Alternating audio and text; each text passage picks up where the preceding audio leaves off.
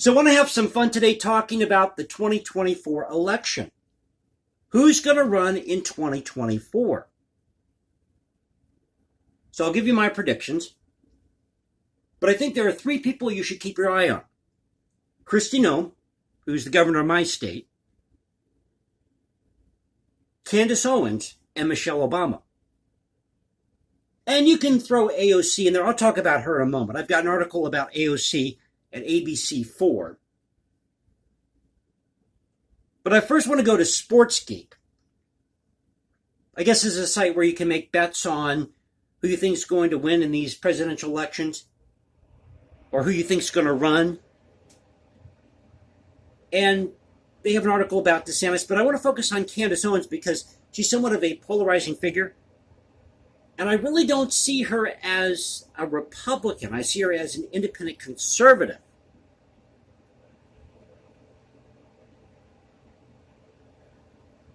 But it says here, and this is by Will Cormier, last name Cormier,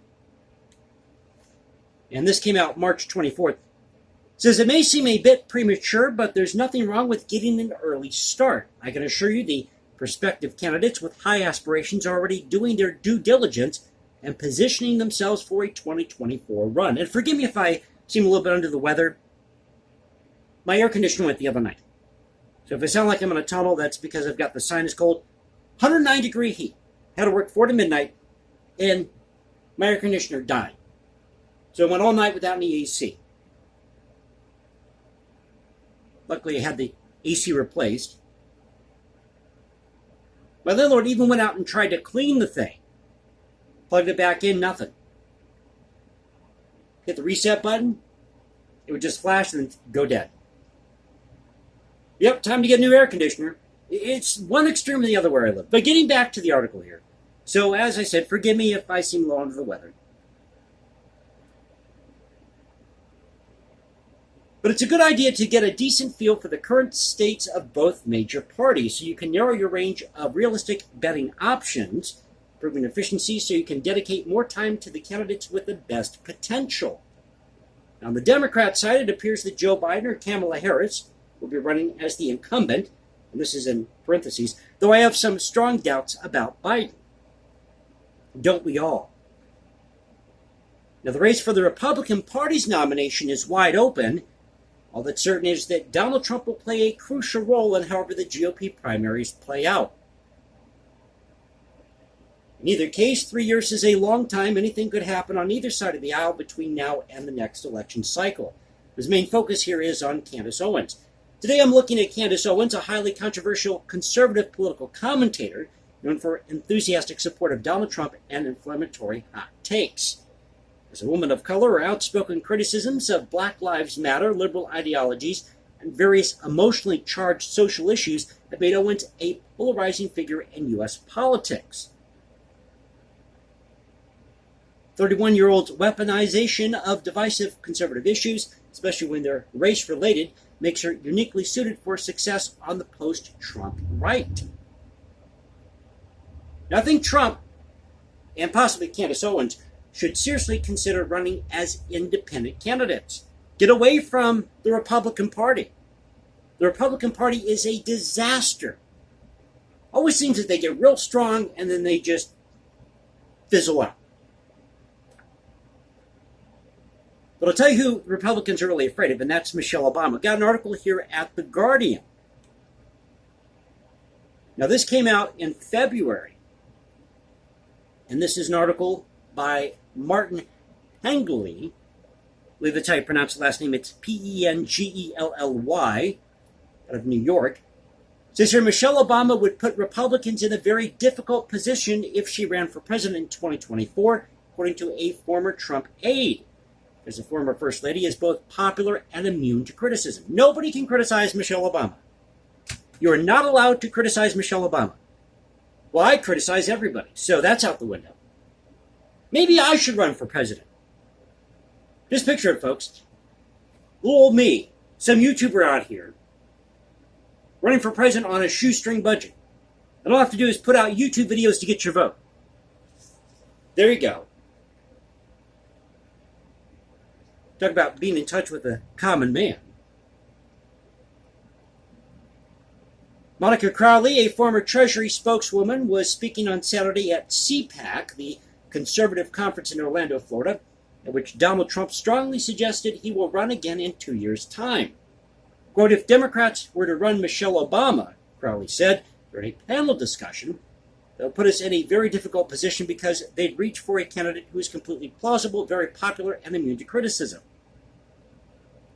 But also, when you think about her positioning, she was a Democratic convention keynote speaker in 2020. She wrote her autobiography, becoming a bestseller, and did a 50-city tour. She has a massive Netflix and Spotify deal, and she's got a voting rights group alongside the Georgia politician and campaigner Stacey Abrams. And Stacey Abrams is somebody that you should also be paying attention to. So 2024 is really going to be the year of the woman presidential candidate. We always hear about, you're the woman. But I think what's going to happen is during these Democrat debates in 2024, it's going to be an all-woman panel. And I think you're also going to see, for some reason I'm seeing this, the first transgender candidate on the Democrat side try to run for higher office. Maybe aim for vice presidency.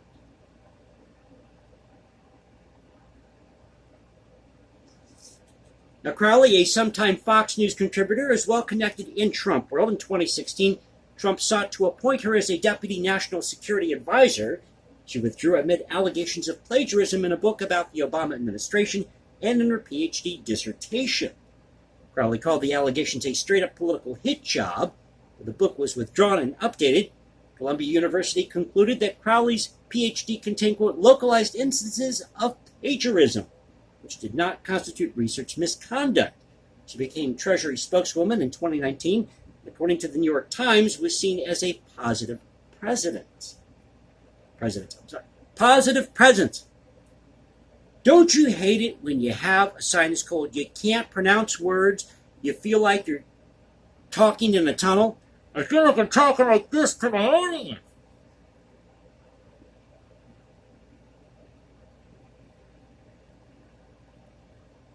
So this is at The Guardian. But I'll give you my prediction here. And we're going to talk about AOC. This last article at ABC4.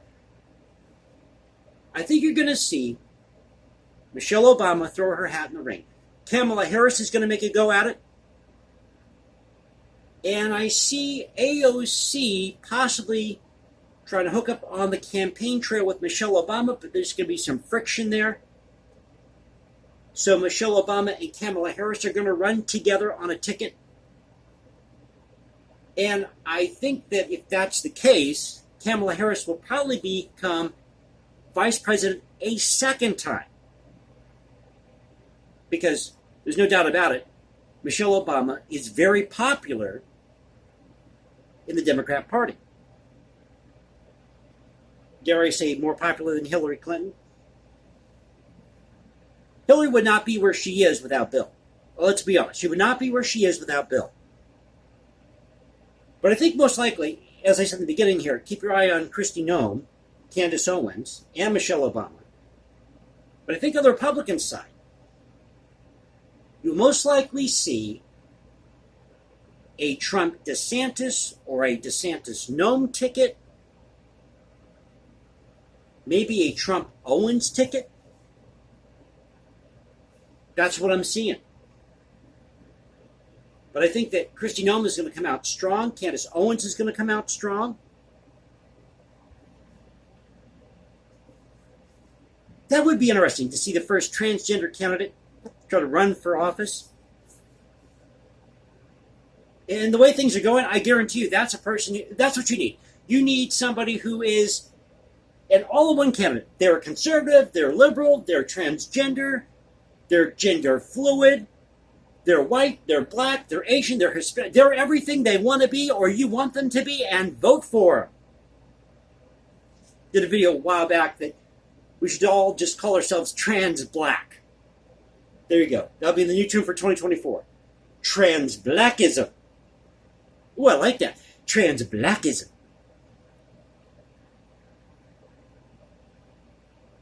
So that's what I'm seeing in 2024. Possibly this Trump DeSantis ticket, DeSantis Nome, Trump Nome, maybe a Trump Owens ticket. How about this? Owens Nome. There you go. Owens Nome. Or Nome's Owens. However you want to slice it, that's what I think you're going to see in 2024. But let's talk about AOC, because back, I think, in late June, early July, she was on Stephen Colbert's show. And this is at ABC4. It says, AOC for president? Dems push for new leadership amid Biden approval crisis. And this is an article that came out, I believe, what is today? The 5th? It came out a couple of days ago. It's August 3rd. You got a picture of AOC looking all concerned, and she's really into that activism. She gets things done in D.C.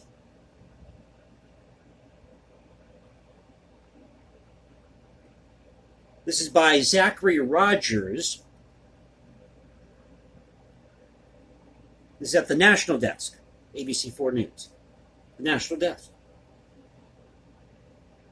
Democrat lawmakers and strategists are suggesting new leadership is needed to replace President Joe Biden ahead of the 2024 presidential election. Last Thursday, Representative Dean Phillips, Democrat Minnesota, drew national attention when he said during an interview with WCCO Radio that he didn't want Biden to run for re-election in 2024. Is WCCO the same radio station? Phil Hendry talked about this, where they had some guy call in years ago, and he was mad about what the governor was doing, and he dropped every bomb there is on the air, the F-bomb, and it was all shove it, stuff it, stick it.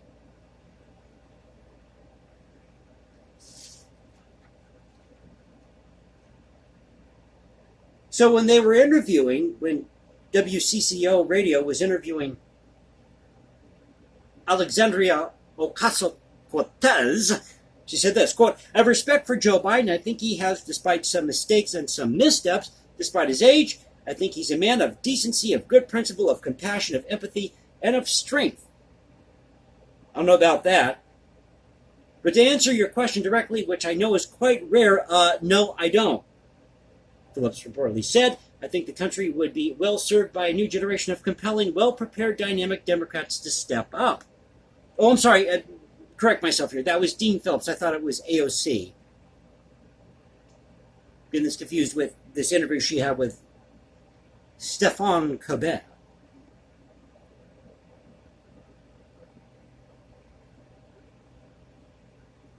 Less than a week later, another Democrat lawmaker from Minnesota echoed Phillips' sentiment.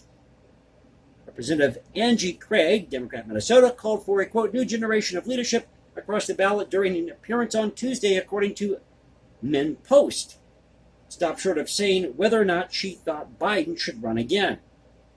What I'm talking about, Congress, and I'm talking about up and down the ballot, Craig reportedly said in response to being asked if she would support Biden running for a second term. I think Dean Phillips and I are in lockstep and alignment with that, as these Democrats always are, lockstep with each other. And I'm going to do everything in my power as a member of Congress to make sure that we have a new generation of leadership. So that's the catchphrase. Oh, there's a fly in here. Get away. I'm leaving that in the video. Even the flies are interested in this video. But I think the country would be well served by a new generation of compelling, well-prepared, dynamic Democrats who step up. Craig continued in her answer to the MinnPost or Minnesota Post. The same day, political strategist Michael Starr Hopkins argued in an op-ed for The Hill that instead of Biden, Representative Alexandria Ocasio-Cortez, Democrat New York, should run as the 2024 Democrat presidential nominee. Hopkins called Ocasio-Cortez the fresh air needed in the party, likening her to former President Barack Obama. Representative Alexandria Ocasio-Cortez, Democrat New York, is less of a personality and more of a movement, Hopkins wrote. Yes, the smart, photogenic Congresswoman is the face of the rising... Here you go. Smart, photogenic Congresswoman is the face of the rising progressive movement. I'm not saying that she's stupid, but I saw a clip of Alexandria Ocasio-Cortez. Ocasio-Cortez. I saw her in one of these congressional hearings, and she looked like she was bored out of her mind. She was anywhere but there. She's also the future of the Democratic Party. AOC has cultivated a following beyond politics. According to Hopkins, if Senator Bernie Sanders, independent Vermont, who really is a Democrat in disguise, is a godfather of the progressive democratic socialist movement, then Ocasio-Cortez is Michael Corleone. Sanders, being the architect of progressive policies such as the proposed $15 minimum wage and Medicare for all, could embolden Ocasio-Cortez's presidential candidacy with an endorsement, Hopkins writes, adding that since Ocasio-Cortez isn't beholden to corporations, she could out-Trump Trump like no other politician has been able to do. We'll just see about that. If we've got Candace Owens running, Michelle Obama running, and Kristi Noem.